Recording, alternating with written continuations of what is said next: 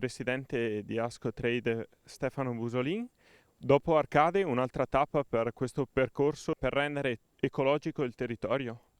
Sì, direi che il club dei comuni che hanno aderito al nostro progetto si sta ingrandendo. Siamo passati dalla fase della sottoscrizione dei contratti, adesso progressivamente stiamo inaugurando le nostre stazioni di ricarica in provincia di Treviso, che ricordo saranno 157. Adesso abbiamo un po' di comuni della Pedemontana, nelle prossime 2 settimane inaugureremo una serie di stazioni di ricarica. Direi che è anche un grande segnale all'attività turistica. Ricordo che siamo in questo caso oggi a Vidor, siamo nel cuore della terra dell'UNESCO, del patrimonio dell'UNESCO, e quindi oltre che del Prosecco ovviamente, e quindi anche un grande contributo da parte delle amministrazioni comunali che hanno creduto in questo progetto al turismo. 70 i comuni che hanno aderito immediatamente alla nostra proposta, quindi un grande lavoro di squadra fatto anche tra delle aziende del territorio e i comuni, le pubbliche amministrazioni. Sindaco di Vidor Albino Cordiali, l'importanza di avere queste colonnine nel comune di Vidor.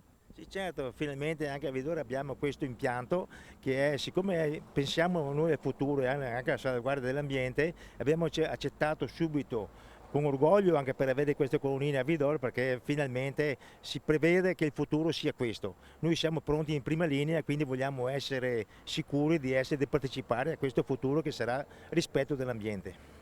Quindi si auspica l'arrivo di molte persone a Vidor per provare le colonnine? Sì, certo, speriamo che quando verranno conosciute, speriamo che qualcuno, diversi che comprano già le auto elettriche, hanno un certo costo, però in futuro sicuramente i costi diminuiranno.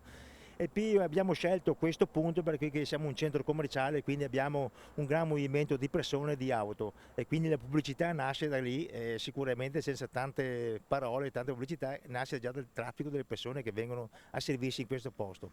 Quindi quando vanno a fare la spesa caricano la macchina, escono, vanno a casa completi, col carico della macchina e il carico della spesa. E lo scopo principale nostro della mia amministrazione è quello di salvaguardia dell'ambiente.